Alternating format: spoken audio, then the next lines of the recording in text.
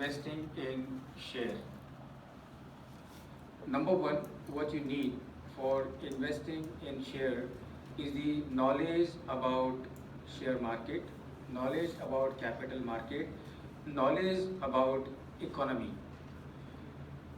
Because all the companies which are listed, they are operating in an economic environment, and that economic environment is a dynamic one. So you need to have understanding of three things. उसको technically बोलते हैं EIC analysis. EIC analysis का मतलब है economy, industry and company. So that is number one, and that is you must have the understanding of economy, industry and company. Please remember, your objective when you are investing in the share market is not to lose money. Your objective is to make profit, make more profit. Every time when you make investment, make more profit. And therefore, that is number one. EIC analysis, that is have good understanding of economy, good understanding of industry and good understanding of the company. अब इनके बारे में हम लोग आगे बात करेंगे.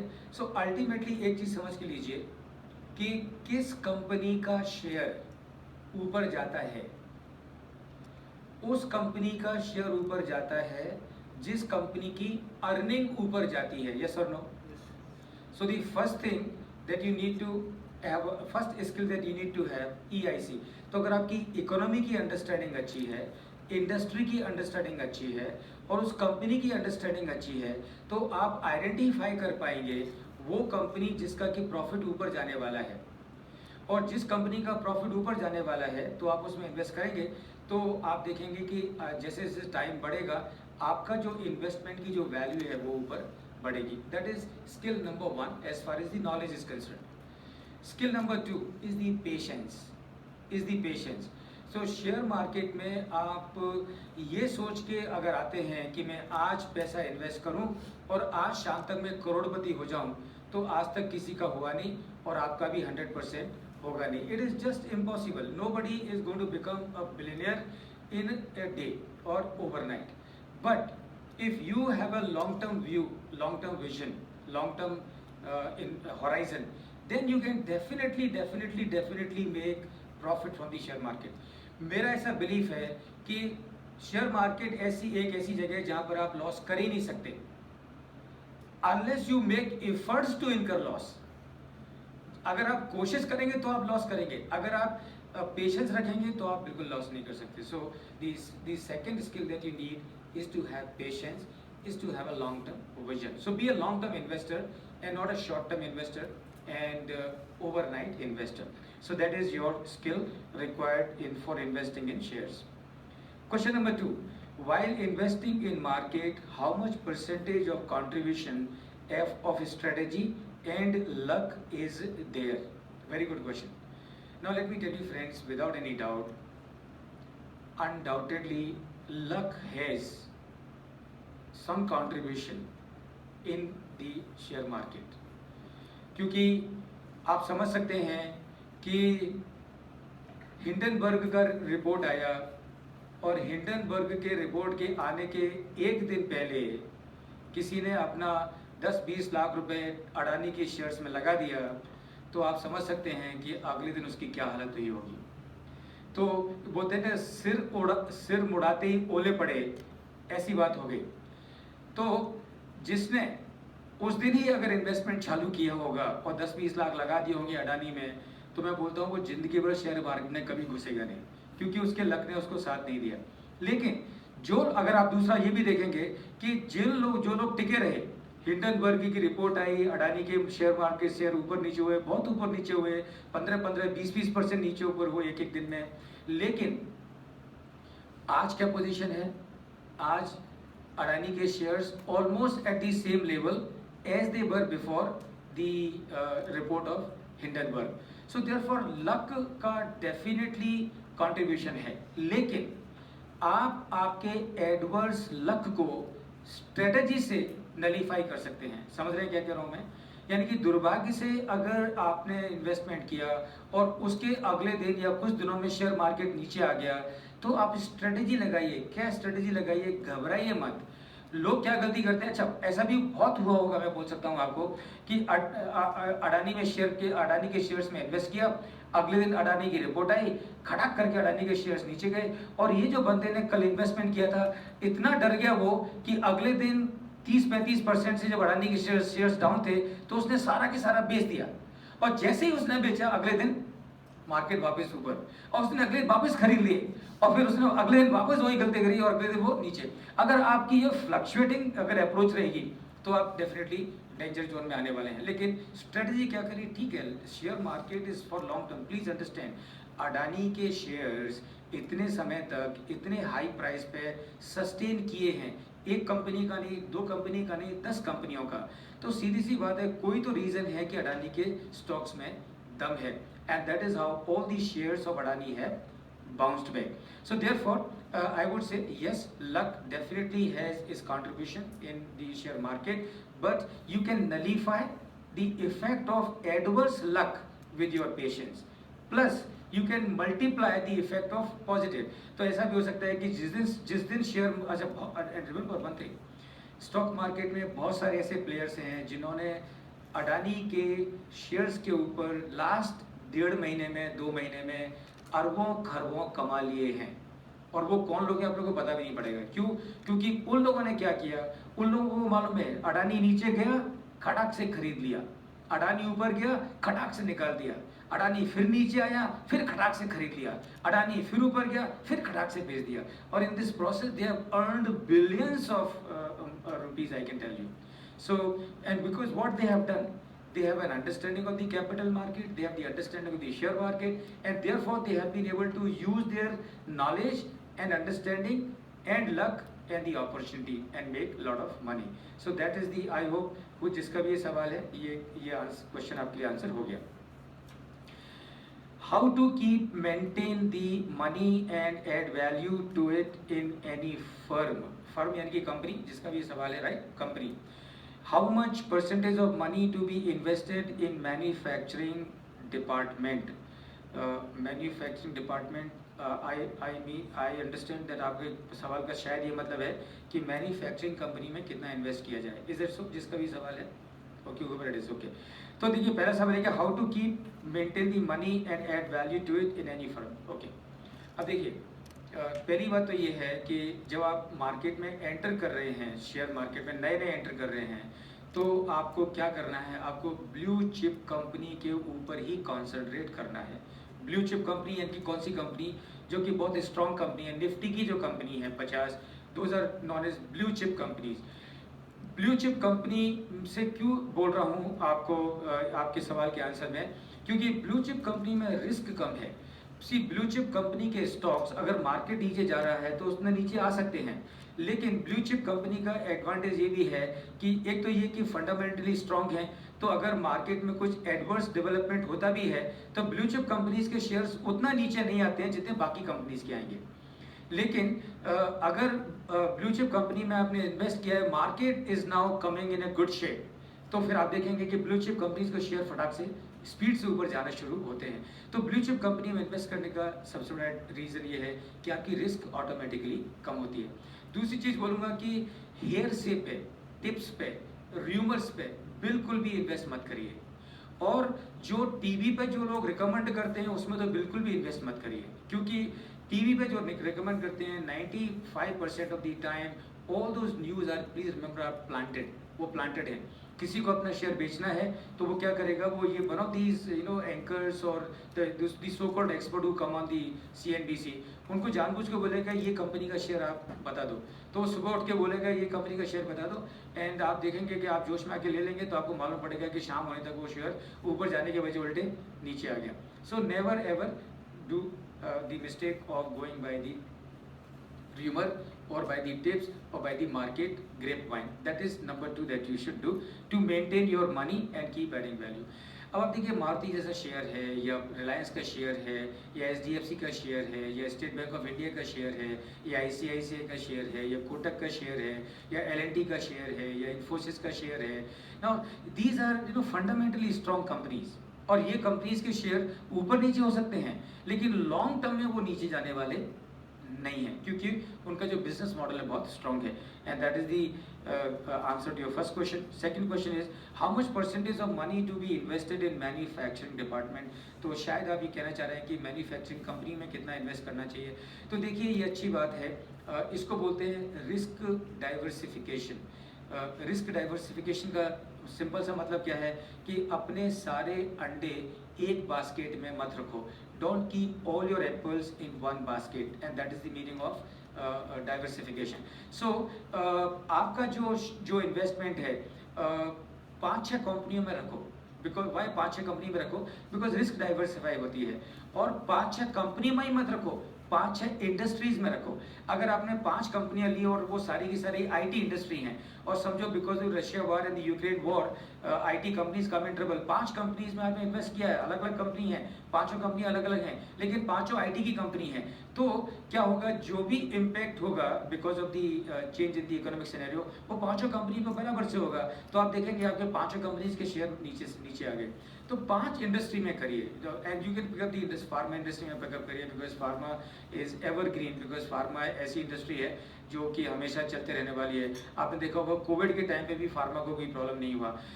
Food and beverage and hospitality industry is also good generally speaking, लेकिन कोविड में उसके भी पटाखे बज गए, राइट। लेकिन what you have to do, don't invest all your money into single company, invest into 4-5 companies at the same time. Also remember 4-5 companies से ज़्यादा कंपनीज में एक साथ में इन्वेस्ट मत करिए, क्योंकि आप 20-25-30 कंपनी में इन्वेस्ट कर दोगे, आप उसकी ट्रैकिंग नहीं कर पाओगे, आपको समझ नहीं पाएगा कि कौन सा कंपनी कहाँ जा रही है। और अगर आप ट्रैकिंग करना भी चाहोगे 20-25 कंपनी जहाँ आपने इन्वेस्ट किया है, तो आपका सारा टाइम इधर ही चला जाएगा, तो आप पढ़ाई कब करोगे। So just invest 5-6 blue chip companies and that is more than sufficient, right. So next question, time value of money a must for every, okay, so difference between CGST and SGST, okay। तो कितने लोगों को GST के बारे में मालूम है? Please take your hands up, जो जीएसटी समझते हैं, जीएसटी क्या है। Okay, very good. अभी देखिए आप सभी को मालूम है कि 1 जुलाई 2016 जुलाई 2016 से जीएसटी हमारे देश में आया, and it's a new taxation law. It is a indirect tax, and why it is indirect tax? It is indirect tax because it does not go directly from a person's pocket. It is goes to the government through and through. Income tax जो आप भरते होंगे, I am sure some of you may be paying interest. Interest that you pay is a direct tax. क्यों? Because interest जो आप भरते हैं वो directly आप government को देते हैं। GST is an indirect tax, and why GST is an indirect tax? Because you don't give it to the government directly. GST में आप थोड़ी सी जानकारी की बता दूं, तो GST कैसे काम करता है। मैंने लेट्स से रामेश्वर को गुड सेल किया है ना, तो जब मैं रामेश्वर को गुड सेल करूंगा तो उस पर मैं GST लगाऊंगा 18% की। अब रामेश्वर क्या करेंगे, रामेश्वर उसमें अपना वैल्यू एडिशन करेंगे, और जो वैल्यू एडिशन करेंगे, समझो मैंने उनको 1000 रुपये का माल बेचा, तो 1000 रुपये में मैं 18% लगा के 180 रुपये GST ऐड करूंगा, तो 1180 का मेरा 1180 का इन्वॉइस उनके ऊपर जाएगा। तो ये जो वैल्यू ऐड करके समझो किसी को 2000 में बेचेंगे, तो 2000 में जब ये बेचेंगे तो 18% GST उस पर भी लगाएंगे, तो 360 का GST लग जाएगा। अब जब रामेश्वर गवर्नमेंट को GST पे करेंगे, तो कितना GST पे करेंगे, कितना पे करेंगे? वो 360 नहीं पे करेंगे, वो पे करेंगे 180। क्यों 180 पे करेंगे? बिकॉज वो 180 ऑलरेडी मुझे पे कर चुके हैं, और वो 180 में गवर्नमेंट को भर चुका हूँ, है ना। तो इसको बोलते हैं ITC क्रेडिट, इसको बोलते हैं ITC credit, okay, input tax credit. तो इन्होंने जो मुझे 180 भर दिया, पे किया, वो मैंने गवर्नमेंट को भर दिया, तो उसका इनको क्रेडिट मिलेगा। अब ये 360 कलेक्ट करते हैं कस्टमर से, तो वो 360 जो कलेक्ट करते हैं कस्टमर से, उसमें से 180 वो भर चुके हैं ऑलरेडी, तो अब वो गवर्नमेंट को कितना पे करेंगे, एवरीबडी कितना पे करेंगे, 180, है ना। So and then this is how the whole chain keeps on going. तो जब तक ये माल बिकता रहेगा ना, तब तक GST एडअप होती रहेगी। कहाँ पे जाके बंद होगा ये GST का चार्ज होना, कहाँ पे जाके बंद होगा, with the end consumer, right. So जो एंड कंज्यूमर है, जो उसको जो प्रोडक्ट को यूज करने वाला है, जो कि आगे सेल करने वाला नहीं है, राइट, उसकी जेब से पूरा GST जाएगा। बाकी सब लोगों को जो GST भरेंगे उनके वैल्यू एडिशन के ऊपर होगा, and that is why this is also known as VAT, value added tax. That means you pay tax only on the value added. तो ये जीएसटी है। और ये जीएसटी में देखिए क्या हुआ, इस जीएसटी के बहुत सारे फायदे हुए हैं देश की इकोनॉमी को। उस समय जब जीएसटी आया था तब नेचुरली बिकॉज नया लॉ था तो सब जगह लोगों को बहुत दिक्कत हुई, बहुत प्रॉब्लम्स हुई, बिकॉज इम्प्लीमेंटेशन इश्यूज होते हैं। But today it is all settled, everybody is happy today. अगर आप किसी दुकान वाले के पास में जाएं, और जरूर जाइए, tomorrow when you go to buy some grocery item for anyone, for your grocer, ask him कि ये जीएसटी आने के बाद में आपको क्या लगता है, और I can tell you his answer is going to be that I am very happy. क्यों? क्योंकि कोई झंझट नहीं है, मुझे कुछ करना नहीं पड़ता है, सब कुछ ऑटोमेटिकली होता है। It is so well advance. So that is GST. Now आपका सवाल है कि एसजीएसटी क्या है और सीजीएसटी क्या है। देखिए, एसजीएसटी का मतलब है state goods and service tax, CGST का मतलब है central goods and service tax. कहने का क्या मतलब है? बहुत सिंपल है। आप जो बेच रहा है माल वो भी महाराष्ट्र में है, और जो माल खरीद रहा है वो भी महाराष्ट्र में है, तो फिर कौन सा टैक्स लगेगा? ओके, उस पर लगेगा आपका एसजीएसटी 9% एंड सीजीएसटी ऑल्सो 9%। बेचने वाला गुजरात में है, खरीदने वाला महाराष्ट्र में है, तो कौन सा टैक्स लगेगा? तो सीजीएसटी लगेगा, CGST, okay, central goods and service, okay, IGST. So this is how is the difference between the CGST and the CGST and SGST. IGST is the third type of the tax that you have. So SGST, state goods and service tax, CGST, central goods and service tax, IGST, interstate goods and service tax. So agar if I am selling goods to someone in Delhi, right, I am raising an invoice, I am supplying my goods to someone in Delhi, so the invoice that I will, the GST that I will charge is going to be IGST. That means मैं सीधे 18% उस पर charge करूंगा। Are you with me everybody? Right? So SGST, state goods and service tax, CGST, central goods and service tax, IGST, interstate goods and service tax. So this is the difference between the three.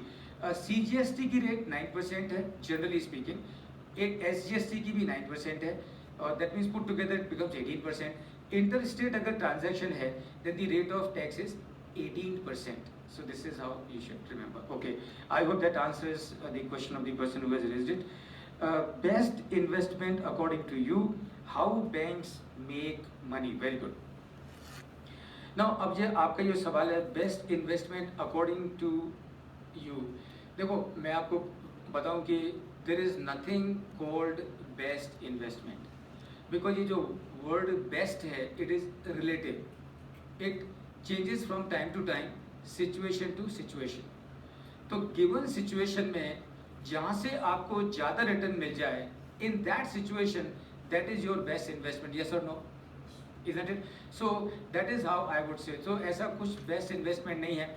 अब मैं आपसे कहूँ कि real estate best है या gold best है या deposits best है या शेयर मार्केट बेस्ट है या म्यूचुअल फंड बेस्ट है, ये और म्यूचुअल फंड में भी डेट इन्वेस्टमेंट बेस्ट है, एक्विटी इन्वेस्टमेंट, तो ऐसा कुछ नहीं है। It all varies from situation to situation, so it's really difficult to say which is the best investment, but all of us need to upgrade our knowledge and awareness from time to time, so that we are able to identify the best opportunities and make investment in those opportunities and quickly reshuffle as and when the need arises. Then we should be able to quickly reshuffle our portfolio. Next question is how banks make money? Very good. अब देखो bank कैसे पैसा बनाते हैं, ये सवाल है। तो बैंक क्या करते हैं, ध्यान से सुनिए। बैंक दो चीज़ें करते हैं। Number one, they lend money. They lend money by home loan, car loan, personal loan, business loan, isn't it everyone? Right? तो लोन, बिजनेस लोन में भी loan for working capital, loan for project. So what the banks do? Banks number one they do the lending. Lending that means they are lending money to the borrowers. And वो जो borrowers को lend करते हैं, they are charging interest from them, so that is their income.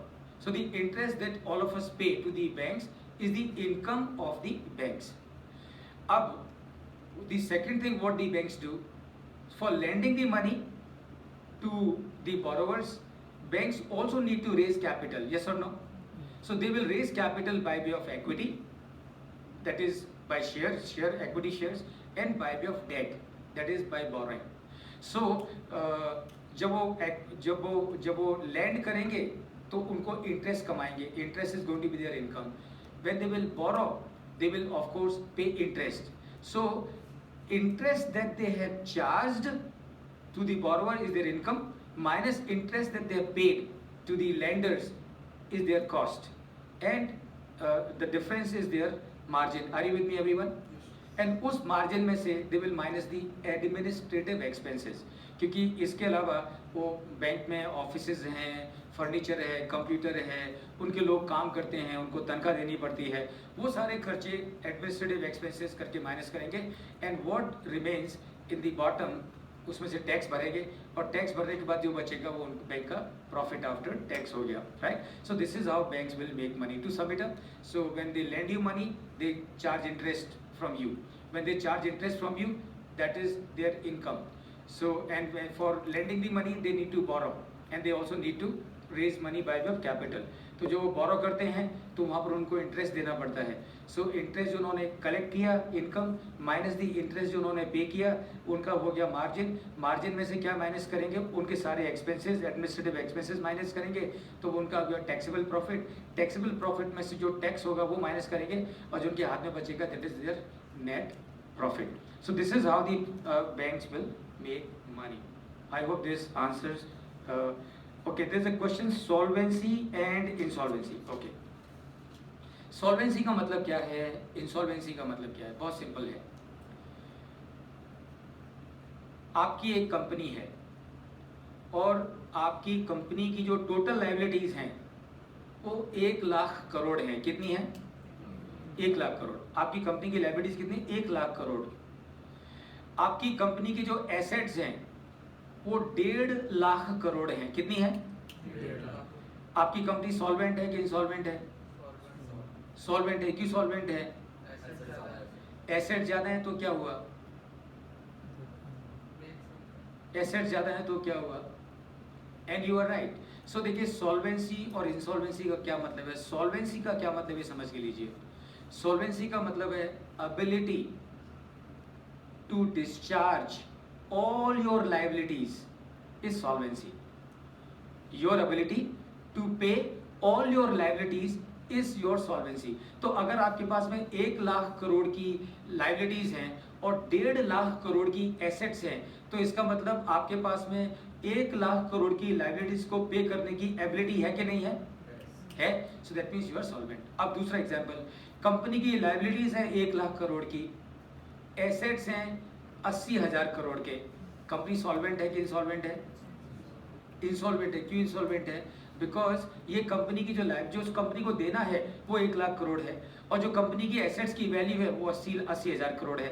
तो obviously 1 lakh crore की जो liabilities हैं आप उनको 80,000 करोड़ के एसेट से पे नहीं कर सकते. 20,000 करोड़ का अभी भी आपके में गैप है, and that means this company is insolvent.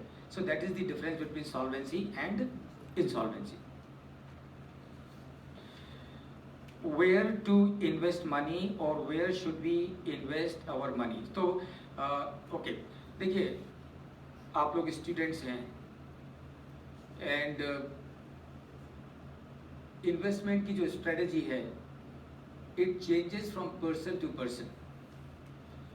अगर आपके हिसाब से बात करूं कि where to invest money, तो मैं कहूँगा कि सबसे पहले all of you, when you start earning, first thing that you must do is to invest your money in your further education. I can tell you, ये पूरी दुनिया में एजुकेशन से अच्छा इन्वेस्टमेंट कुछ भी नहीं है. The return that you will get from the investment that you will make in education, you will not get that kind of investment return from anywhere. First thing is, do invest in your education. Number 2, it is not investment, and don't take it as an investment. Do risk management. Meaning what? Meaning obviously once you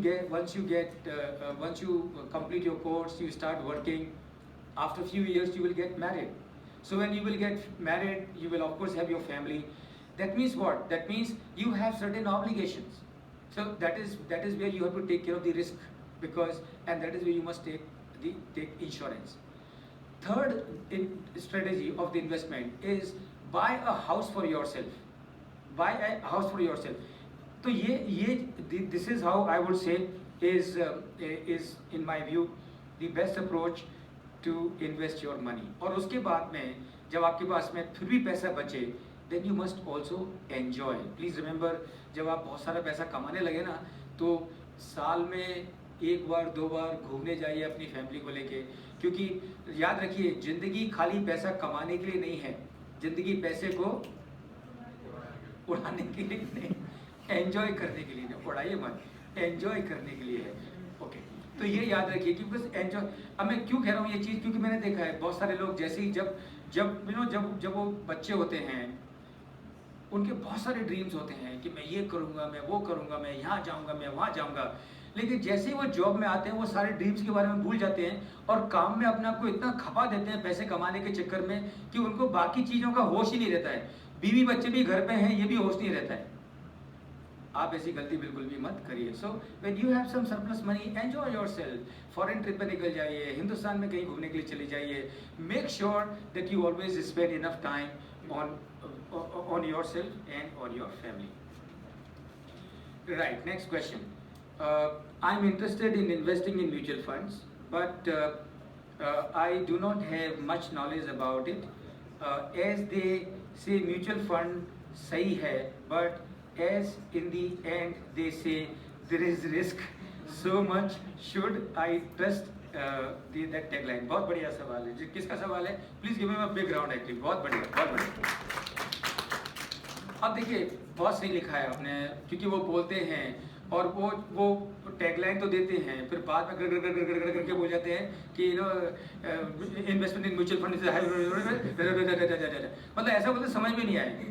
and that is the fact. वो बोलते हैं कि investment is in mutual fund is froth with risk, please read the prospectus very carefully. पर जितना clearly मैं बोल रहा हूँ उसके 10 टाइम स्पीड से वो लोग बोलते हैं। अब देखिए एक चीज़ बताता हूँ मैं आपको, इसमें कोई दो राय नहीं है कि इक्विटी इन्वेस्टमेंट आप लोगों के लिए डायरेक्टली कर पाना एक चैलेंज है। क्यों चैलेंज है? क्योंकि दुर्भाग्य से बहुत सारे लोग आजकल कोर्स चलाते हैं कि शेयर मार्केट में कैसे इन्वेस्ट करें, 30,000 की फीस लेते हैं और कुछ दिन का आपको है ना ऑनलाइन वगैरह सेशन दिखा देते हैं और ऐसा सब्जबाग दिखाते हैं कि दुनिया के सारे धंधे बेकार हैं, शेयर मार्केट ही ऐसी जगह है जहाँ आपको पैसा कमाने के लिए मिलेगा। और आपने देखा होगा कि कोई भी आप मुझे ऐसा आदमी बता दीजिए आपके ध्यान में जिसने वो कोर्स किया हो और उसने बहुत सारा पैसा कमा लिया हो। प्लीज़ ज़रूर मुझे बताइए, क्योंकि मुझे भी मालूम, मैं भी इंटरेस्टेड हूँ कि ऐसा कोर्स करने के लिए। होने वाला नहीं है, होता नहीं है। देखिए इतना अगर सिंपल होता था तो चार्टर्ड अकाउंटेंसी का लोग कोर्स क्यों करते थे, MBA का कोर्स क्यों करते थे? डायरेक्टली सीधे 15 दिन का कोर्स करते थे और 30,000 रोजाना कमा के 9 लाख महीने में कमाते थे। साल में 1 लाख 1 करोड़ 8 लाख हो गया, बहुत हो गया ज़िंदगी भर के लिए। नहीं, तो म्यूचुअल फंड एक बहुत बढ़िया तरीका है, इसमें कोई शक नहीं है, लेकिन उसके लिए भी आपको थोड़ा सा अलर्ट रहना पड़ेगा। और अलर्ट रहने का मतलब क्या है कि आजकल एक और नई क्रीड है जिसको बोलते हैं फाइनेंशियल एडवाइज़र। तो आप है ना फाइनेंशियल एडवाइज़र की हेल्प ले सकते हैं, बट ब्लाइंडली मत लीजिए, क्योंकि मैंने देखा है कि कई बार फाइनेंशियल एडवाइज़र को भी कुछ बहुत ज़्यादा कुछ मालूम होता नहीं है और वो आपकी इग्नोरेंस का फ़ायदा उठाते हैं। चूँकि आपको कुछ मालूम नहीं है तो एक कहावत है ना, वन आइड किंग, उनके जैसा हो जाता है।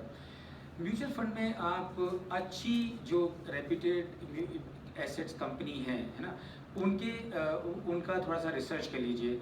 और ये लकीली आप सभी के सभी ऐसे समय में पैदा हुए हैं जहाँ पर इन्फॉर्मेशन का कोई चैलेंज नहीं है। मतलब आपको इन्फॉर्मेशन के लिए कहीं जाने की जरूरत नहीं है, गूगल पर जाइए, बटन दबाइए, दुनिया भर का इन्फॉर्मेशन आपको मिल जाएगा। तो क्या करिए, फाइंड आउट करिए कि कौन से इन म्यूचुअल फंड्स ने पिछले 3 सालों में सबसे बेस्ट रिटर्न दिया है ना, तो ये मालूम कर लीजिए आप। और उसके बाद में वो जो फंड आते हैं गूगल में, उनको थोड़ा सा आप सर्च करके मालूम करिए कि कौन किसका कंसिस्टेंट है। फिर आप SIP कर सकते हैं। You can do SIP। SIP का एडवांटेज ये है कि आपको जो प्राइस जो फ्लक्चुएशन होता है उसका आपको मॉडरेशन मिल जाता है। ये that is the advantage of investing in mutual fund. लेकिन अगर आप में थोड़ा पेशेंस है तो वो आप ये भी कर सकते हैं कि अच्छे शेयर्स आइडेंटिफाई करिए, कैश के ऊपर बैठे रहिए। जब भी आपको मार्केट में अपॉर्चुनिटीज़ आती हैं कि मार्केट सडनली नीचे चला गया है ना, तो आप उस समय आपके जो भी चुनिंदा शेयर हैं आप उसमें इन्वेस्ट करिए और इन्वेस्ट करके फिर भूल जाइए। So this is how I will suggest, but mutual fund is certainly better way of investing, because वो थोड़े महंगे होते हैं। ये mutual fund are expensive, because जब आप उसमें सब्सक्राइब करते हो तो उस समय आपका 2.5% चला जाता है, बिकॉज दे चार्ज यू 2.5%, और जब आप निकलते हो तब भी शायद 2.5% चला जाता है। वो आपको एक बहुत बड़ी कॉस्ट बैठती है, यानी कि you have to be invested for long time. So this is how I will say about the mutual fund. As a beginner in a business from scratch, how can I manage financial condition? Very good. अब बहुत बढ़िया सवाल है। आपको अपने business की financial condition को manage करने के लिए एक चीज़ जो सबसे पहले समझ के लेनी है वो है प्रॉफिट। क्या है? प्रॉफिट। सो सबसे पहले समझ के लीजिए कि प्रॉफिट क्या है। Will you like to tell me what is profit? All of you. Profit क्या है? What is profit? What is profit? Selling cost is greater than purchase. Selling cost is greater than purchase cost. So what you are saying is selling price minus the cost. That is the profit. And you are right. But remember, अगर आप business में जा रहे हो तो फिर आपको profit को और थोड़ा डीपली समझना पड़ेगा। डीपली समझना पड़ेगा का क्या मतलब है? मतलब यह है कि प्रॉफिट खाली इनकम माइनस एक्सपेंस नहीं है। प्रॉफिट का मतलब में भी, अब जब हम अगली बार कभी मिलेंगे तो उसके बारे में आपसे अलग से एक सेशन लेता हूँ। प्रॉफिट का मतलब है ग्रॉस प्रॉफिट। प्रॉफिट का मतलब है एबिटा। सुना होगा सभी ने एबिटा? कितने लोगों ने सुना है EBITDA? EBIDTA, EBITDA. EBITDA profit का मतलब है PBIT, EBIT operating profit. Profit का मतलब है PBT, profit before tax, PAT profit after tax. So answer to your question is, as a beginner in a business from scratch, how can I manage financial condition? तो सबसे पहले आपको simple words में कहूँ, और ये बहुत बढ़िया सवाल है। देखिए, अगर आप फाइनेंस बिजनेस में उतर रहे हैं तो एक ऐसे आदमी को जिसकी फाइनेंस की नॉलेज अच्छी है उसको अपने साथ में रखिए। That is what is absolutely imperative. समझ रहे क्या कह रहा हूँ मैं? So you have to have, and why I am saying this is because मैंने देखा है बहुत सारे startup, lots of startup all over the world fail. आपको मालूम है 90% ऑफ द स्टार्टअप फेल। कितने लोगों को मालूम है ये चीज़? ये जो आप जो बड़े बड़े नाम जो सुनते हो ना, नायका और पेटीएम और स्विगी और जोमेटो और बहुत सारे जो नाम सुनते हो, ये जो नाम सुनते हो उसके 9 टाइम्स स्टार्टअप फेल हो चुके हैं, जिनके बारे में किसी को मालूम नहीं पड़ता है। और उनके फेल होने का सबसे बड़ा कारण क्या है? क्योंकि जो स्टार्टअप के जो ओनर्स हैं उन लोगों की फाइनेंस की नॉलेज बिल्कुल भी नहीं है। So what you need to do is, the best thing is have someone who understand finance next to you so that you are able to discuss with them. कितने सारे लोग मुझे बताते हैं कि प्राइवेट इक्विटी वाले से पैसा ले लिया, और वो प्राइवेट इक्विटी से पैसा ले लिया, नंबर 1 वो पैसा बहुत महंगा लिया है ना, वैल्यूएशंस बहुत गड़बड़ करके, बहुत लो वैल्यूएशंस पर ले लिया। नंबर 2, प्राइवेट इक्विटी वाले जो एग्रीमेंट साइन करते हैं आपके साथ में, इतने सारे कंडीशन डाल देते हैं कि जो प्रमोटर है, जो स्टार्टअप का ओनर है, बेचारा श्वास भी नहीं ले सकता। मतलब उसको एक अगर CEO चेंज करना है या उसको कोई बोर्ड मेंबर चेंज करना है तो उसको पहले प्राइवेट इक्विटी की जाके वो परमिशन लेनी पड़ेगी। So for as a beginner have someone who understand finance along with you, absolutely must. और ये मैं चाहूँगा कि आप सबको बताइए ये चीज़ जहाँ भी ऐसा कुछ हो। ओके, जो next question is how to study stock market. मैंने पहले बताया स्टॉक मार्केट को स्टडी करने के लिए आपको 3 चीज़ें करनी है। EIC analysis, economy, industry and company analysis. As we go forward, I'm sure we will have some more sessions. तो उस समय EIC एनालिसिस कैसे करते हैं, we will understand together with the help of case studies. Case studies की मदद से हम समझेंगे कि इकोनॉमी को कैसे एनालाइज करते हैं, इंडस्ट्री को कैसे एनालाइज करते हैं, कंपनी को कैसे एनालाइज करते हैं। कंपनी को एनालाइज करना है तो क्या क्या उसकी लिक्विडिटी देखनी है, प्रॉफिटेबिलिटी देखनी है, उसकी एफिशिएंसी देखनी है, सॉल्वेंसी देखनी है, उसकी फाइनेंशियल रिस्क देखनी है, कैसा सब देखे जाता है। ये सब हम लोग साथ में मिलकर डिस्कस करेंगे। So this is how you will do it. Okay right, so this is a real good one. How do we fix the purchase cost and selling cost of an item. बहुत बढ़िया सवाल है। तो question ये है, how do you fix the purchase cost and selling cost of an item. तो मेरे ख्याल से आपके कहने का मतलब ये है कि प्रोडक्ट कॉस्टिंग कैसे करी जाती है और उसकी सेलिंग प्राइस कैसे डिसाइड करी जाती है। तो जिनका भी ये क्वेश्चन है, I am sure this is what you mean, how to do the product costing and how to do the product pricing और फिक्स द सेलिंग प्राइस। बहुत सिंपल है। नंबर वन, प्रोडक्ट कॉस्ट समझ के लीजिए, बहुत fundamental है कि जब आप कॉस्टिंग करने बैठें तो आपको क्या करना है, आपको वो प्रोडक्ट को बनाने में जो भी कॉस्ट इनकर हुई है वो सारी कॉस्ट को ऐड करना है। यस और नो। अब कौन कौन सी कॉस्ट होंगी जब when you are making a product. तो जब मारुति गाड़ियां बनाती है तो what are the cost Maruti would incur and how will Maruti do the costing of different models. So the number one cost that Maruti will incur is the material cost. Yes और no.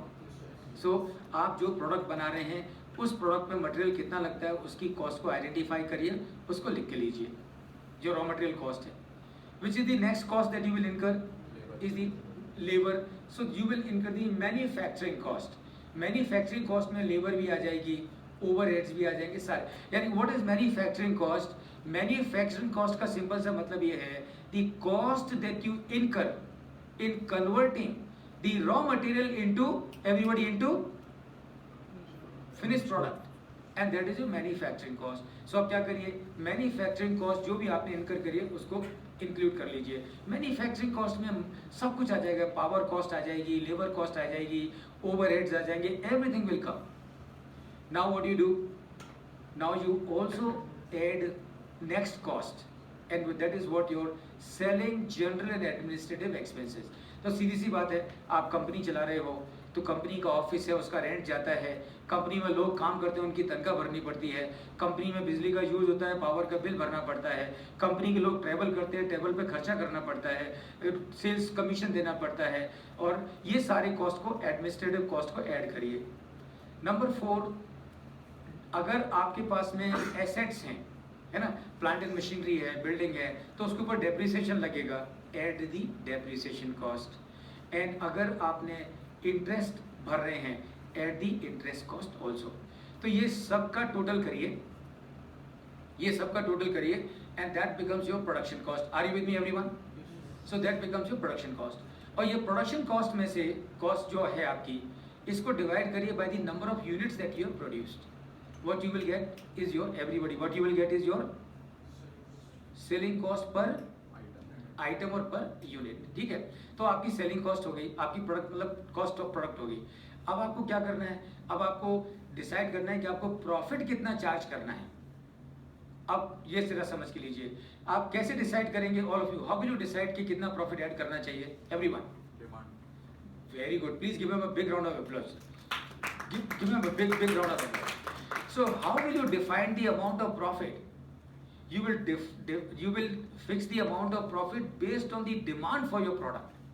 क्या मतलब है कहने का? कहने का मतलब ये है कि जो प्रोडक्ट आप बना रहे हैं अगर उसकी डिमांड भयंकर है, यानी कि इधर आप बनाते हो उधर वो बिक जाता है, तो जो आपका मन करे उतना प्रॉफिट आप ऐड करिए। यस और नो? क्यों? क्योंकि आप बिजनेस में किस लिए हैं? आप बिजनेस में बराबर है, एकदम सही, राइट। सो आप करें, लेकिन अगर आप एक कॉम्पिटिटिव सिनेरियो में हैं, यानी कि आप जो डिमांड है आपकी वो बहुत ज़्यादा नहीं है, आप you are not in a monopolistic scenario, in that case कैसे प्राइस फिक्स करेंगे? In that case you will fix the price based on how much the customer is willing to pay. अगर आप जितना कस्टमर प्रॉफिट आपको देने को तैयार है उतना आप ऐड करिए। क्यों? क्योंकि अगर आप उससे ज़्यादा प्रॉफिट ऐड करेंगे तो आपका प्रोडक्ट महंगा हो जाएगा, और अगर आपका प्रोडक्ट महंगा हो गया तो फिर आपका कोई प्रोडक्ट खरीदने वाला नहीं है और आपकी दुकान बंद हो जाएगी। So this is how you will fix the, you will identify the product cost and the selling price. How much finance required to start any business? Thumb rules. कितने कैपिटल से बिजनेस चालू करना चाहिए, इसका पूरी दुनिया में कोई भी थंब रूल नहीं है, कोई भी थंब रूल नहीं है। बहुत सारे बिजनेस अगर आप देखने जाओ तो बिना कैपिटल के शुरू होते हैं दुनिया में, पूरी दुनिया में बहुत सारे बिजनेस बिना कैपिटल के शुरू होते हैं या मिनिमल कैपिटल से शुरू होते हैं। बल्कि मैं तो कहूँगा कि जब आप बिजनेस शुरू करो तो जितना कम कैपिटल से शुरू कर सकते हो उतनी कम कैपिटल से शुरू करो। क्यों? क्योंकि आप बिजनेस शुरू कर रहे हो। अब जितने भी स्टार्टअप होते हैं पूरी दुनिया में आप देख रहे हो, तो वो कैसे स्टार्ट करते हैं? How do they start? They don't get the private equity और the venture capital fund from the very beginning. In the beginning what they do, they go to their father and tell the father, father, I am starting a business, give me some money. And then father would say, I am sorry son, जितना भी पैसा मुझको तुम्हारे ऊपर खर्च करना था मैंने कर दिया, अब मेरे पास मत आओ। So what is the next option that you have now that you are married? The next option that you have is to go to your father-in-law. Ask the father-in-law, give me some money, I want to start the business. Father-in-law, even if he may not want to give you money, but he will give you some money in anticipation that whatever you will do will bring better security for his daughter. So this is how you start the business. और business, देखो मैं आप ध्यान से सुनिए, business चालू करने के लिए कैपिटल से बहुत बहुत ज़्यादा जरूरी है आपका कमिटमेंट, आपका डेडिकेशन, आपका इन्वॉल्वमेंट, आपकी नॉलेज, आपकी अंडरस्टैंडिंग एंड आपकी ड्राइव, आपका motivation. That is what is more important. So I will say there is no thumb rule as such कि कितने कैपिटल से चालू करना चाहिए। चालू करिए और जितने बिजनेस को चालू करने के लिए जितनी कैपिटल आपको चाहिए, आप देखेंगे उतनी कैपिटल तो आपको कहीं ना कहीं से मिल जाती है। मालूम है ना, एप्पल, माइक्रोसॉफ्ट कहाँ शुरू हुए थे? गैराज में शुरू हुए थे, है ना। और जितने भी दुनिया के सारे बड़े बड़े जो भी स्टार्टअप हैं या बड़े बड़े बिजनेसेस हैं, वो सारे के सारे गैराज में स्टार्ट हुए। कहने का क्या मतलब है? कहने का ये मतलब बिल्कुल भी नहीं है कि गैराज को ढूंढना शुरू करो। Right, so what you need is, you need huge amount of dedication, commitment, involvement and engagement. How to obtain finance for any business or project? Okay, so देखिए, it will all depend as to what your project is and what are the prospects of your project. तो अगर आपके पास में ऐसा कुछ project है, जिन्होंने भी क्वेश्चन किया है, अगर आपके पास में ऐसा कुछ प्रोजेक्ट है तो you can come and meet me and I will definitely personally be able to guide you as to for your project where can you get money. Right, how loan works? Okay, good. So how does the loan work? You have a project and understand it's very simple. As we discussed little while ago, जब किसी ने सवाल किया था कि how do the banks make money? So how do the banks make money? Banks make money by lending to various people. So how the loan works? So the owners of the bank are putting money into the banks because they want to make profit. They want to make money, right? So what they do, they put money into the banks. Banks will loan this money to whom? Will the banks give loan to anyone and everyone, or whom will they give loan to? High civil rating. Yeah, High civil rating. high civil rating, yes, of course, and who is capable for that. So remember, banks will give money only to a person who has a project which has got possibility of making huge profit going forward, and that project will be able to not only repay the loan one day, but also pay interest on that loan. Are you with me? So this is how the loan works. So you go to a bank को आप बताइए कि मेरा ये project है और मुझे ये प्रोडक्ट बनाना है और इतना पैसा मैं डालने वाला हूँ, ये मुझे इंफ्रास्ट्रक्चर चाहिए, इतना मेरे लोन की रिक्वायरमेंट है। तो बैंक आपके प्रोजेक्ट को अप्रेज करेगी, पूरा एनालाइज करेगी और वो देखेगी कि भाई आपके प्रोडक्ट में दम है, आपके प्रोजेक्ट में दम है और आप में भी दम है। यानी कि you as a person, your product and your project both are strong and powerful, and you will really be able to set it up, make profit out of it, and then they will give you the loan. And then of course when they give you the loan, they also need to worry about the security. तो आपकी assets को फिर वो mortgage करके लेते हैं, and then you keep on paying interest to them. जब आप प्रॉफिट बनाना शुरू करो, then you also repaying the loan to them, and one day the loan gets over and now you're debt free. And so this is how the loans work. What is bankruptcy and why most of companies fail to deliver objectives? Bankruptcy जो हमने भी discuss किया, insolvency. Okay, so insolvency and bankruptcy are closely connected. Insolvency का मतलब ये है कि एक कंपनी की inability to discharge its liabilities. तो जब एक कंपनी इंसॉल्वेंट होती है और वो कंपनी अपने डेट को पे नहीं कर पाती है, then this company has to go to the NCLT, that is National Company Law Tribunal, and file an application for bankruptcy. तो bankruptcy का फ़ायदा क्या होता है? bankruptcy का फ़ायदा ये होता है कि वो कंपनी फिर बंद हो जाती है और उसकी जो भी डेट वगैरह हैं वो सारे के सारे क्लोज हो जाते हैं. So that is your bankruptcy. Why most companies fail to deliver objectives? Fortunately, it's not most companies who fail. Fortunately, most companies do well and survive. Only few companies fail. So companies like SR Steel, कितने लोगों ने नाम सुना है? SR Steel, Bhushan Steel, Bhushan Power and Steel, Alok Industries. So these are the companies that failed, and they became bankrupt, and they were sold to other investors. So SR Steel जो company है, it was purchased by ArcelorMittal. तो SR Steel में जिसमें कि लाखों करोड़ का investment था, वो लाखों करोड़ का इन्वेस्टमेंट वो सारी company was given to ArcelorMittal at a price of 48,000 crore. So it's not that all companies fail. Some companies fail. And why some companies fail? And please pay attention. The one and prime reason as to why the companies fail is because of poor intentions of the promoter. दुर्भाग्य से बहुत सारे लोग, अभी आपने mail चौकसी का नाम सुना होगा, विजय मल्ल्या का नाम सुना होगा, नीरव मोदी का नाम सुना होगा, है ना?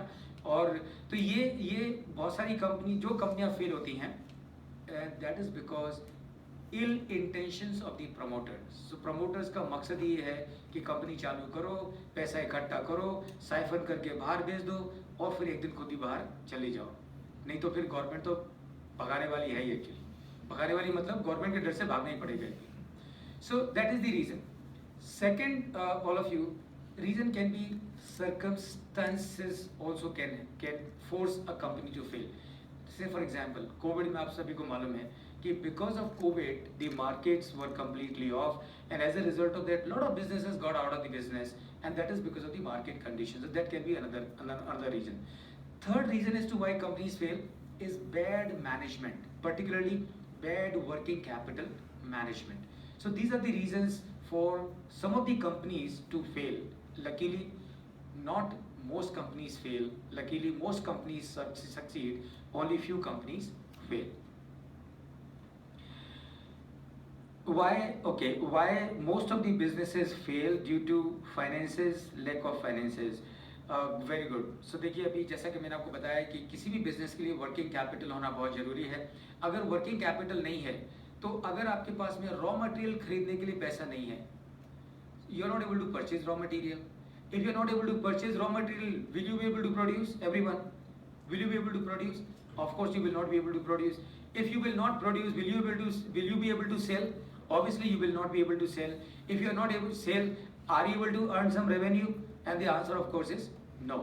And that is the reason why businesses fail, because of lack of finance. And see, that is where all of you remember, and that is the reason when somebody asked this question as a beginner, how to do well.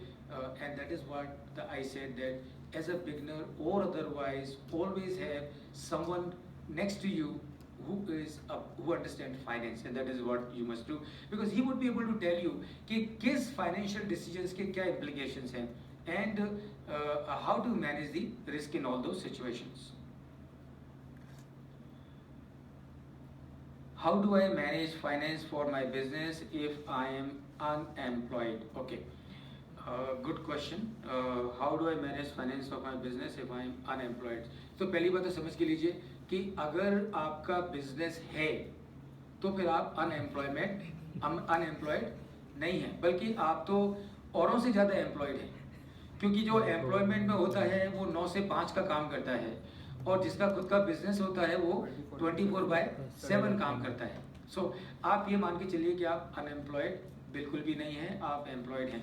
आपको खाली ये मान के चलना है कि I am working on a mission, और ये मिशन में मुझे प्रॉब्लम आने वाले हैं. याद रखिए, दुनिया के, आपको बताऊं कि जो टाटा एम्पायर है, जो कि आज की तारीख में दुनिया का सबसे बड़ा बिजनेस हाउस आप बोल सकते हो, एक समय ऐसा था कि टाटास को भी, जब जमशेद जी टाटा जो कि टाटा ग्रुप के फाउंडर हैं, टाटास को भी जब उनका जो बिजनेस था टेक्सटाइल वगैरह का, उस समय जमशेद टाटा को भी कई बार अपना घर गिरवी रखना पड़ा था. किसको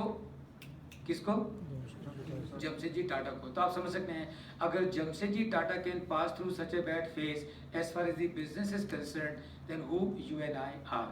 So therefore, remember, number one, if you are having a business, you are having a business. No, you are not having a business. You are working on a mission.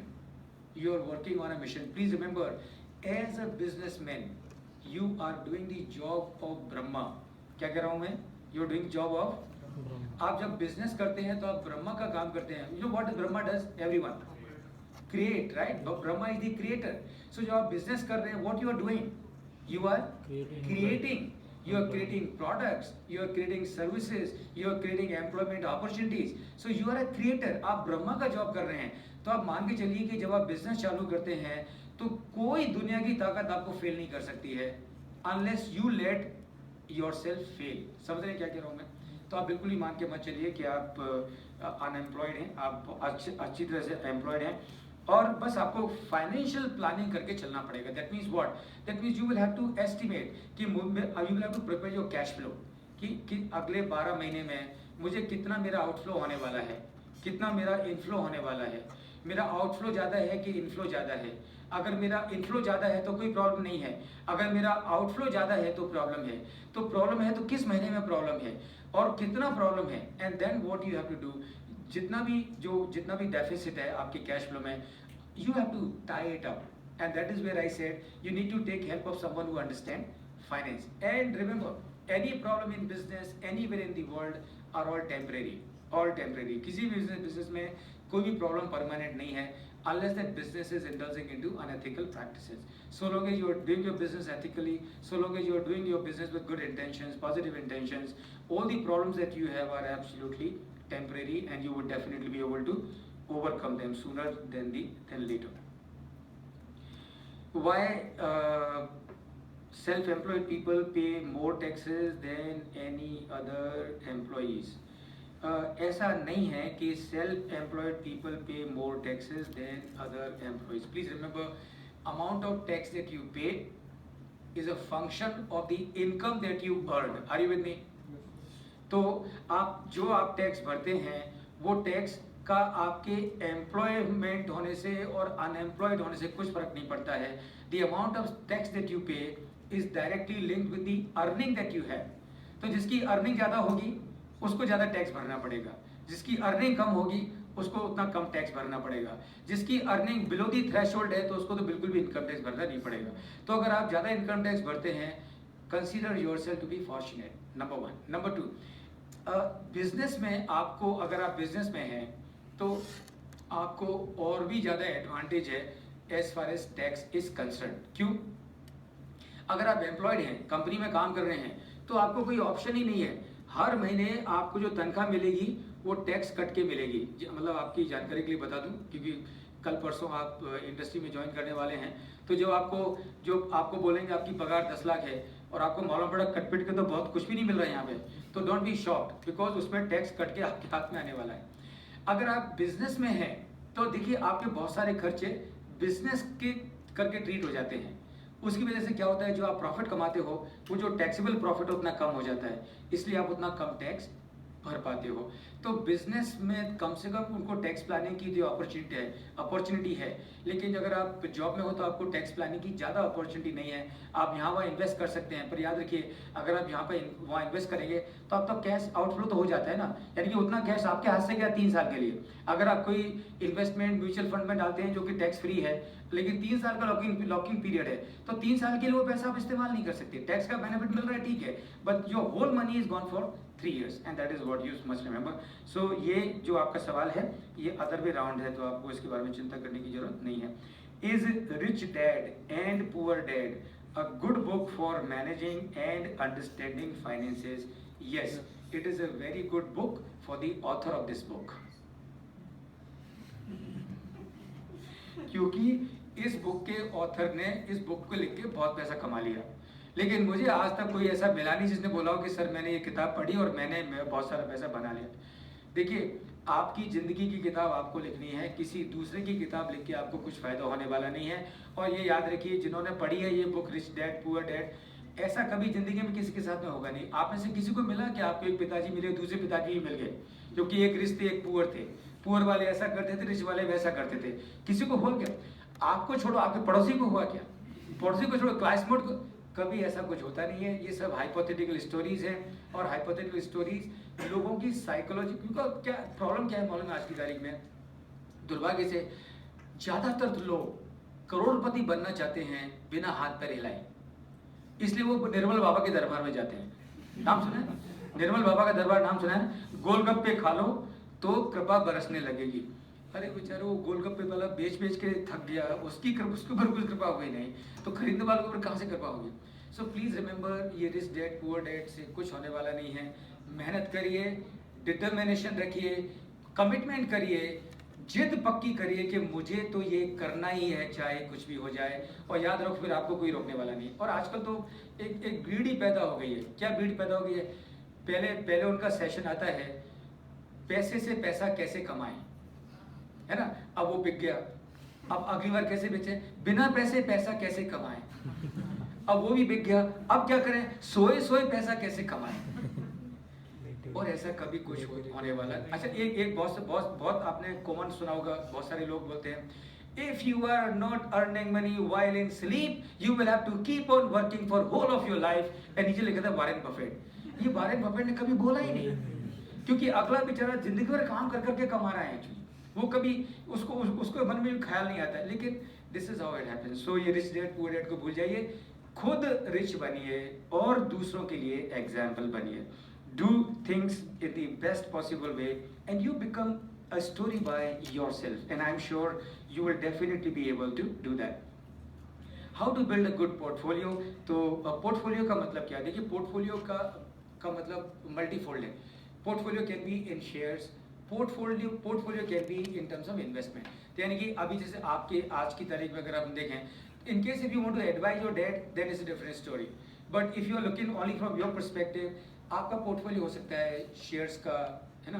तो वो जो मैंने आपको बताया कि डाइवर्सिफाई करिए, 5 कंपनीज के share रखिए, 6 कंपनी के शेयर रखिए, सो दैट बिकम्स योर पोर्टफोलियो। अब ये सवाल मैं पहले आंसर कर चुका हूँ, तो कैसे क्रिएट करेंगे आप पोर्टफोलियो? यानी कि number 1, blue chip company pick up करिए। Number 2, identify 5-6 industries which are good in your understanding, और उन 5-6 इंडस्ट्रीज में जो बेस्ट कंपनी है उसको आप पकड़ के लीजिए, उसमें आप आपका पैसा इन्वेस्ट करिए, एंड आपका पोर्टफोलियो क्रिएट हो गया। अगर आपके डैड को इन्वेस्ट करना है तो आप उनको बता सकते हैं, पापा लैंड में इन्वेस्ट करो, फ्लैट में इन्वेस्ट करो, गोल्ड में इन्वेस्ट करो, डेट में इन्वेस्ट करो, इक्विटी में इन्वेस्ट करो, म्यूचुअल फंड में इन्वेस्ट करो। तो this is what you can tell your dad. But as far as you are concerned, your portfolio is going, because I can understand not many of you will have too much of investable funds in your hand, क्योंकि जो आप portfolio बनाएंगे वो किस पे depend करेगा कि आपके पास में कितना पैसा है। और अगर आपके पास में इतना पैसा है तो फिर आपको कुछ सोचने की जरूरत ही नहीं है। फिर तो आप मेरे पास में आ जाइए और आपका सारा पैसा मुझे दे दीजिए, मैं वो पूरा मैनेज करता हूँ, आप आराम से गोल्फ खेलिए जाके। And this is what you should do. Okay, very good. Next, how to select long-term stocks for investment purpose? Pick up the blue chips and focus on the Nifty. How to select long-term stocks for investment purpose? I think I have answered this question already. How to value a stock? Okay, that's very good. I think valuation is a topic by itself, और हम कभी चर्चा करेंगे. We'll have a special session and we are with the help of case study again. We will discuss कि equity research क्या है और companies का वैल्यूएशन कैसे करते हैं, स्टॉक का वैल्यूएशन कैसे करते हैं. लेकिन मैं आपको थोड़ी सी यहाँ पे जानकारी बता दूं जो कि आप फंडामेंटली एक सीड की तरह आपके दिमाग में कैरी कर सकते हैं. What is value? Anyone? Value क्या? वैल्यू का मतलब क्या है? What is value? एनीवन? क्या? वर्थ. Okay, worth. और okay, very good. What is value? Ma'am, value क्या है? क्या है value? Depends on supply and demand. Okay, very good. What else? क्या है वैल्यू? What is value? देखो बहुत सिंपल है. What is value? And please understand, because if you understand you will understand a lot of things about the valuation. Value is nothing but utility of an asset. Yes or no? Yes. Everyone? What is value? Value is nothing but utility of an asset. एक asset है, उसकी utility है, तो उसको value है. अगर कोई asset है, कोई ऑब्जेक्ट है, उसकी कोई यूटिलिटी नहीं है, तो फिर उसको वैल्यू. एक सड़क पर पत्थर पड़ा है, सालों से पड़ा है, कोई उसको उठा के लेके जाता नहीं, क्या उसको वैल्यू है? उसको वैल्यू नहीं है. लेकिन उधर से एक दिन एक स्कल्प्टर निकलता है वहां से और उसकी निगाह उस पत्थर में पड़ती है और उसको लगता है अरे बाप रे, ये पत्थर के अंदर तो बहुत सुंदर मूर्ति छिपी हुई है. और वो आदमी इस पत्थर को ले जाके उसको चिजल आउट करता है और एक मूर्ति निकल के बाहर आती है. तो उसको वैल्यू है कि नहीं है? उसको वैल्यू है. क्योंकि हर कोई उस मूर्ति को अपने घर में रखना चाहेगा, यानी कि उस मूर्ति की यूटिलिटी है. जब पत्थर था तो उसकी यूटिलिटी नहीं थी, उसकी वैल्यू जीरो थी. लेकिन जब मूर्ति बन गई तो उसकी यूटिलिटी है, तो उसको वैल्यू होगी. So that is value. Simple, as simple that. What is valuation? What is valuation? Again very simple. Converting utility of an asset in terms of money is valuation. समझ रहे क्या कह रहा हूं मैं? तो वैल्यूएशन क्या है? वैल्यूएशन का मतलब क्या है? वैल्यूएशन का मतलब ये है converting utility of an asset in terms of money is valuation. Number 3, why do you have to do valuation?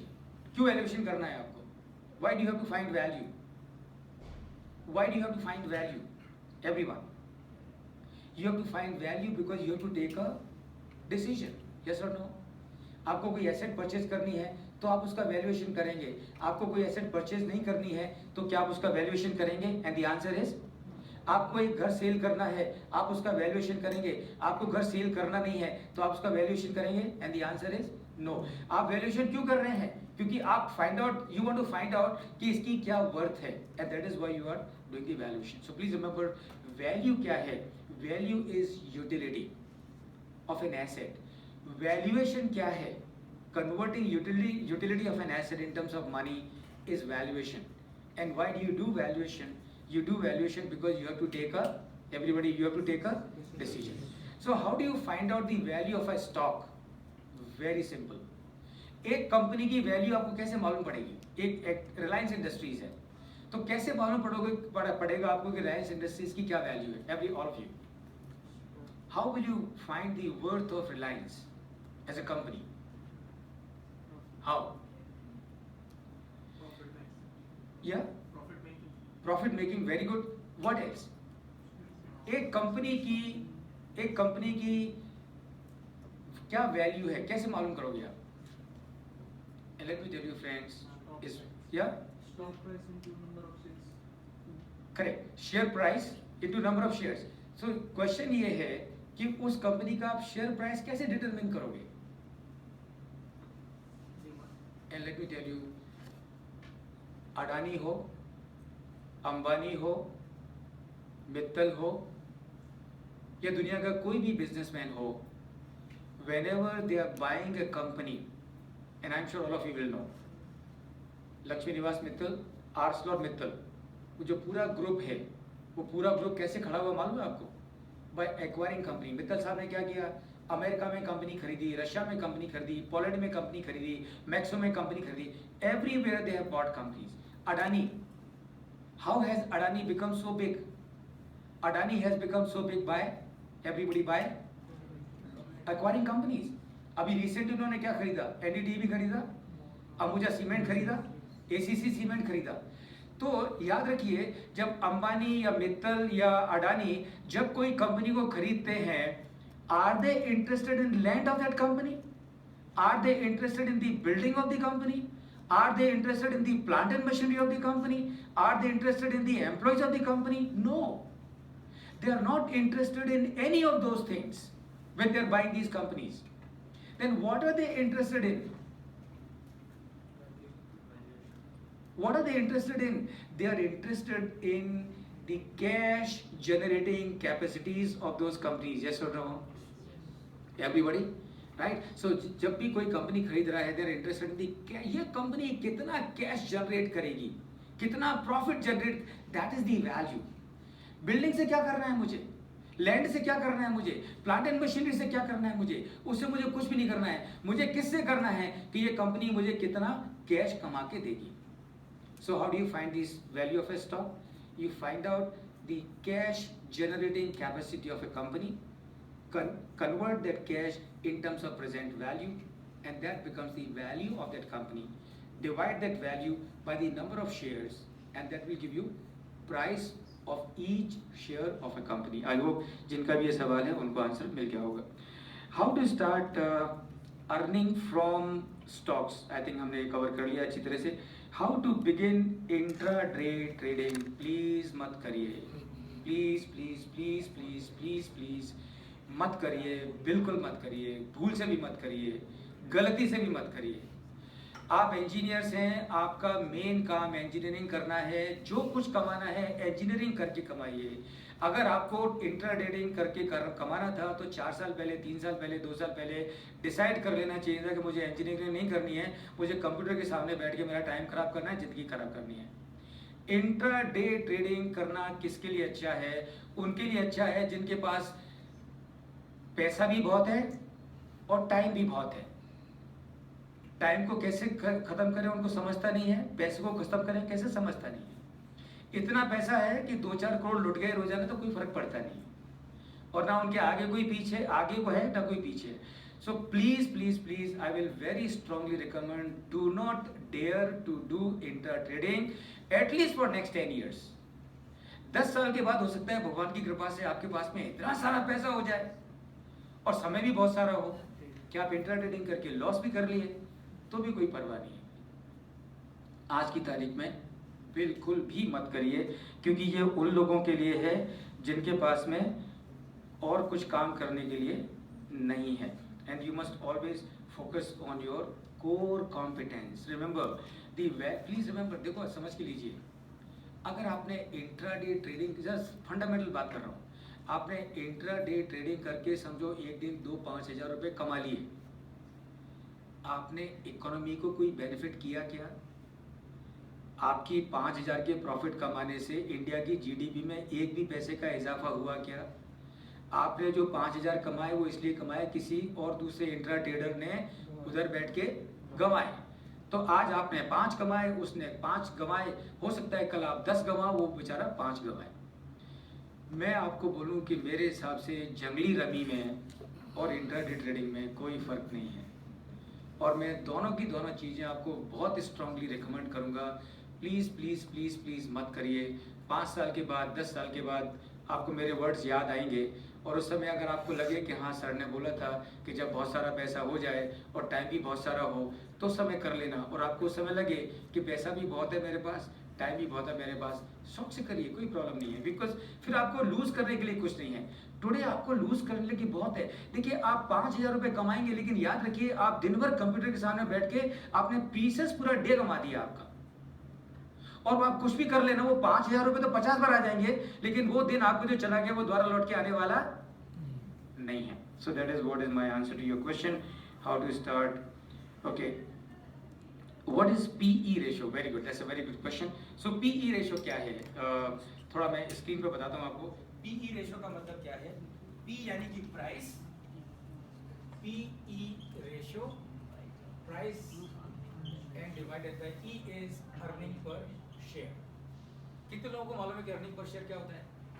What is earning per share? Okay, so earning per share कैसे मालूम करते हैं? EPS is equal to profit after tax divided by number of shares, divided by number of shares, है ना? तो समझो एक company का प्रॉफिट आफ्टर टैक्स 1000 रुपये का है और उस कंपनी के जो नंबर ऑफ शेयर्स हैं समझो वो 100 है, तो इसका मतलब इस कंपनी का EPS कितना हो गया एवरीबॉडी? इस कंपनी का EPS 10 रुपये हो गया, है ना? और समझो आज की तारीख में इस कंपनी की जो प्राइस है वो 500 रुपये है और इसकी EPS कितनी है? 10 रुपये। तो इस कंपनी का EPS P कितना हो गया? 50। अब इसका क्या मतलब है? सबके ध्यान में आया? Everybody understood what is EPS and what is PE ratio? Okay, अब इसकी सिग्निफिकेंस क्या है? PE रेशियो की सिग्निफिकेंस क्या है? PE रेशियो की सिग्निफिकेंस ये है कि जैसे आप एक कंपनी का PE हमने कैलकुलेट किया, आप इंडस्ट्री का भी PE कैलकुलेट कर सकते हो। सीमेंट इंडस्ट्री का PE कैलकुलेट कर सकते हो। कैलकुलेट करने की जरूरत नहीं है, वो नेट पे मिलता है। अब स्टॉक एक्सचेंज पे जाएंगे, NSE पे, BSE पे, तो आपको जिस भी इंडस्ट्री का PE रेशियो चाहिए वहाँ से आपको मिल जाएगा। तो इसका मतलब क्या है? इसका मतलब ये है कि अगर इस कंपनी का जो PE है वो 50 है और इंडस्ट्री का समझो सीमेंट इंडस्ट्री है, फॉर एग्जांपल ये सीमेंट इंडस्ट्री है ना? और cement industry, this company belongs to cement industry, और सीमेंट इंडस्ट्री का जो PE है समझो 100 है।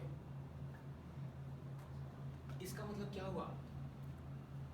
इसका मतलब ये हुआ कि अगर इंडस्ट्री का PE 100 है और इस कंपनी का PE 50 है, तो एक दिन, because this company also belongs to cement industry, तो एक दिन इस कंपनी का भी PE कितना होना चाहिए? 100 होना चाहिए। तो अगर इस कंपनी का PE 100 होना चाहिए, तो इसका मतलब क्या हुआ? इसका मतलब ये जो रेशियो है PE का, PE, सो इसका कितना होना चाहिए? PE इस कंपनी का 100 होना चाहिए, है ना? प्राइस अपने को पता नहीं है और उसका EPS कितना है? 10। तो इसका मतलब क्या हुआ? एक दिन इस कंपनी की प्राइस कितनी होनी चाहिए? 1000 रुपये एवरीबॉडी। इसका मतलब आज की तारीख में इस कंपनी की प्राइस कितनी है? 500। इस कंपनी की प्राइस कहाँ तक जा सकती है? 1000 रुपये तक। इसका मतलब ये स्टॉक अंडर प्राइस्ड है कि ओवर प्राइस्ड है? तो आपको खरीदना चाहिए कि नहीं बेचना चाहिए? खरीदना चाहिए, राइट? सो PE, जो जिनका भी क्वेश्चन है, this is how you calculate PE। तो इस तरह से आप PE को कैलकुलेट करते हैं और इस तरह से आप PE को यूज करते हैं for the purpose of taking decisions. उल्टा भी हो सकता है, इस कंपनी का PE 50 आ रहा है, इंडस्ट्री का PE 40 आ रहा है, तो इसका मतलब क्या होगा? इस कंपनी की प्राइस कितनी होनी चाहिए? So you can do the mathematics and you will realize कि इस कंपनी की इंडस्ट्री की PE के हिसाब से प्राइस 500 नहीं होनी चाहिए, 400 होनी चाहिए। इसका मतलब आज की तारीख में ये शेयर ओवर प्राइस है, तो आपको क्या करना चाहिए? सेल करना चाहिए। So this is how you will take about the PE ratio. Okay, very good, right? So next is how to understand what are the chances of shares going up or down. Okay, very good. As I said earlier, remember कैसे मालूम करेंगे कि एक share ऊपर जाने वाला है कि नीचे जाने वाला है? याद रखिए, बहुत सारे लोग जो CNBC पे आके या जितने भी सारे चैनल हैं वहाँ पे आके सुबह से लेके शाम तक बोलते हैं ये शेयर ऊपर जाएगा, वो शेयर नीचे जाएगा। दुर्भाग्य से उनमें से किसी को भी कुछ मालूम नहीं है। अगर आप भी आपको कोई इनवाइट करे उस चैनल पे, तो आप भी कुछ ना कुछ बोल के आ सकते हैं, और हो सकता है कि आप बोल के आ गए तो आपको 10 फोन आ जाए, सर आपने अच्छा बताया, कहाँ से सीखा सर आपने, है ना? ऐसा भी हो सकता है। सो please remember fundamental analysis, every one of you, fundamental analysis. And what is fundamental analysis?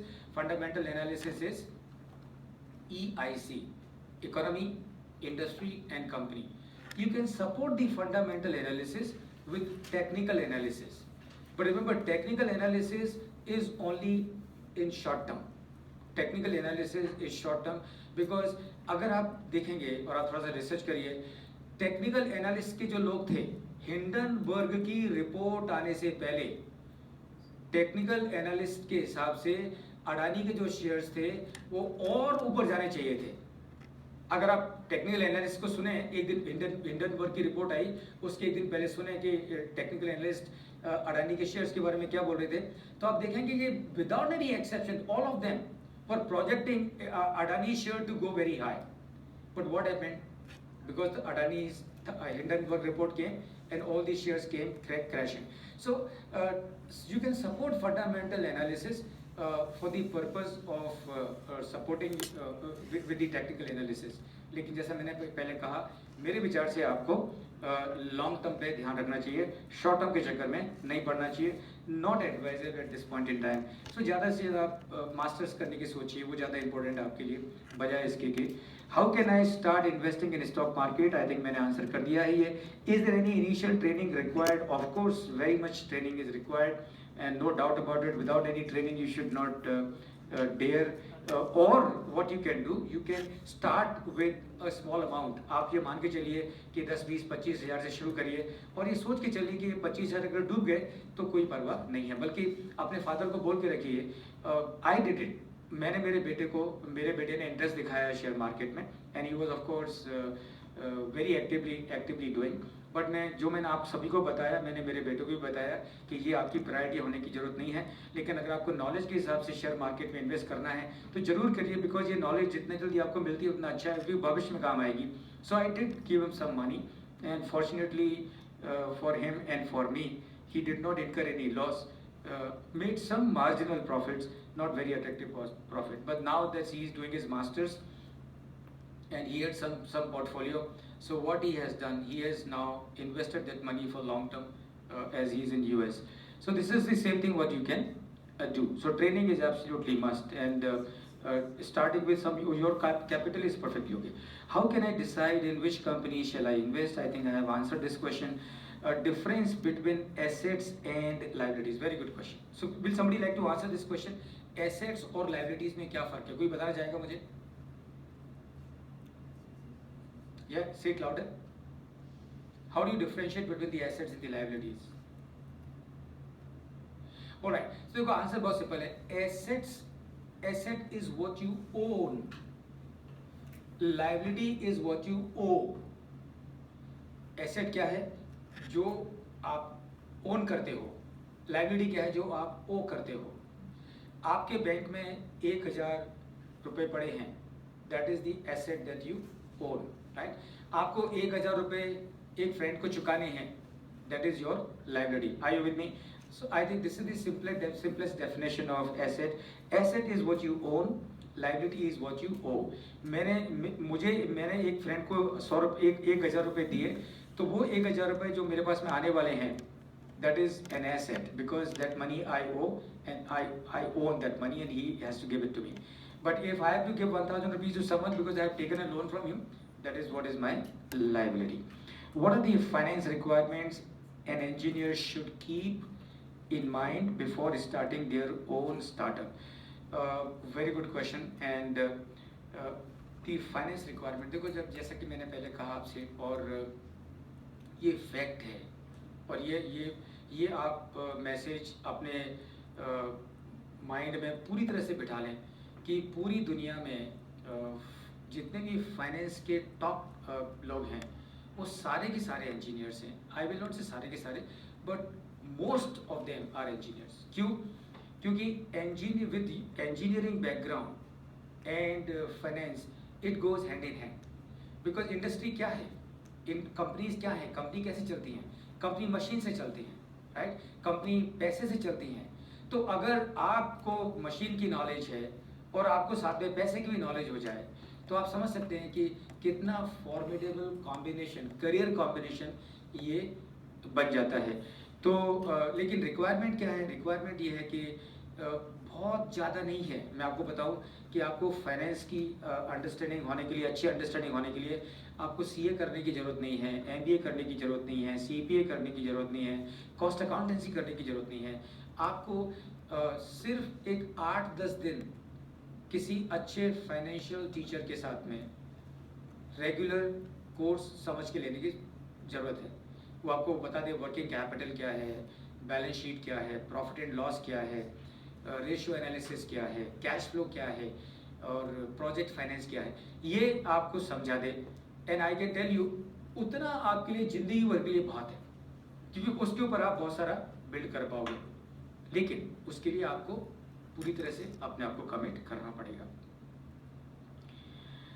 Right friends, so okay, there is one more question, how can I decide in which company to invest, I think I have said it. Okay, so all the questions are done, oh I am so happy. तो देखिए आपके सारे के सारे question में answer कर चुका हूँ, please give me a big round of applause.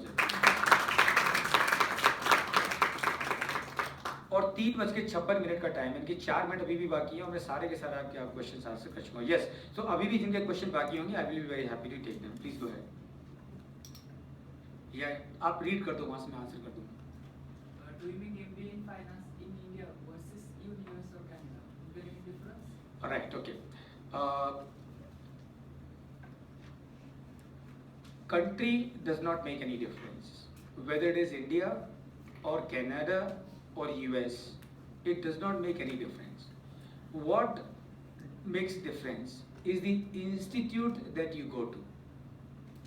So, जिस इंस्टीट्यूट में आप जा रहे हैं उससे फर्क पड़ेगा कि आप कितना अच्छा MBA कर पाते हैं, नंबर 1।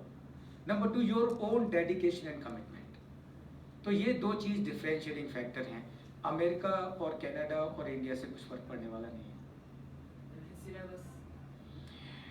सिलेबस देखो, बाय एंड लार्ज अगर आप जाएंगे ना, तो पूरी दुनिया में सिलेबस तकरीबन कॉमन होते हैं, कुछ कुछ फर्क हो सकता है बट तकरीबन कॉमन होते हैं, बिकॉज बैलेंस शीट सब जगह वही पढ़ाएंगे, P&L सब जगह वही पढ़ाएंगे, मार्केटिंग सब जगह वही पढ़ाएंगे, ऑपरेशन रिसर्च सब जगह वही पढ़ाएंगे, प्रोडक्शन मैनेजमेंट सब जगह वही पढ़ाएंगे। तो सिलेबस से कुछ ज़्यादा फर्क पड़ने वाला नहीं है। इंस्टीट्यूट से फर्क पड़ेगा और आपसे फर्क पड़ेगा। Okay, good. Sir, Next. what is money laundering and why it is illegal? कुछ लफड़ा तो नहीं है ना? मतलब रास्ता तो नहीं पूछ रहे कि कैसे? देखो, मनी लॉन्ड्रिंग क्या है? लॉन्ड्रिंग का मतलब क्या है? लॉन्ड्रिंग किसके लिए बोलते हैं? लॉन्ड्री सुना है ना? लॉन्ड्रिंग, मनी लॉन्ड्रिंग यानी कि काले पैसे को सफेद करना, that is money laundering, simple definition. So there is a law, PMLA, prevention of money laundering act. Modi ji का बड़ा मिशन है ये, and I am sure all of you would be aware the way he is trying to attack corruption in this country. उतना मुझे नहीं लगता कि हिंदुस्तान के इतिहास में कभी किसी ने किया हो। तो मनी लॉन्ड्रिंग का मतलब ये है कि जिन लोगों ने काले पैसे को सफ़ेद करने की कोशिश करी है, इसका मतलब एक बात पक्की है कि उनके पास में काला पैसा था। उनके पास में अगर काला पैसा था, इसका मतलब उन्होंने करप्शन किया है। अगर उन्होंने करप्शन किया है, they must be booked, brought to the law, and necessary action must be taken against them, and that is what is PMLA, prevention and money laundering act. Okay, next. Yes sir, जब भी हम कुछ भी खरीदने जाते हैं, like TV, washing machine वगैरह, तो फिर वो दुकान वाले हमको पूछना GST नंबर है क्या हाँ। क्लेम करने को। सर, तो वो क्या रहता है? क्या पूछता है वो आपसे? क्लेम करने को GST नंबर है कि कंपनी का? हाँ, तो देखो, आपको वो GST नंबर क्यों पूछता है? क्योंकि अगर आप वो टीवी को घर में यूज़ करने वाले हो तो फिर वो GST नंबर देख के फ़ायदा नहीं है, because you are an end user. As an end user you have to bear the brunt of GST because you are the end user, so ultimately सारी GST आपके जेब से जाने वाली है। लेकिन अगर आप business user हो, right, that means you're going to use that TV or fridge in your business, then he, even if he does not ask as to what is your GST number, you tell him, please give me a GST invoice, and you give him your GST number। उससे क्या होगा, वो आपको GST invoice देगा और उस GST invoice के basis पे आपने जो GST भरा है, आप वो GST का क्रेडिट ले सकोगे as a businessman. So that is possible only if you are doing it as a businessman and not as an individual, right? All right, so friends, thank you so much for your patience hearing. I'm so delighted to be with every one of you here. And as I said, this course is going to be completely driven by all of you. So जो भी आपको भी idea लग गया है कि किस तरह का हम लोग सेशन करने वाले हैं, किस तरह से करने वाले हैं, तो ज़रूर आप लोग इसके बारे में सोचिए. और जो भी थॉट्स हैं आपको कि सर, आप जैसे अजय सर हैं, आप उनको बताइए कि सर ये कोर्स में अगर ये और कवर हो जाए तो हम बहुत अच्छा होगा. तो हम बड़े सिस्टमेटिक तरीके से इक्विटी रिसर्च क्या है, वैल्यूएशन क्या है, वैल्यूएशन कैसे करते हैं, वो सारा हम पूरी तरीके से कवर करेंगे. Yup. Alright, so thank you so much. Thank you.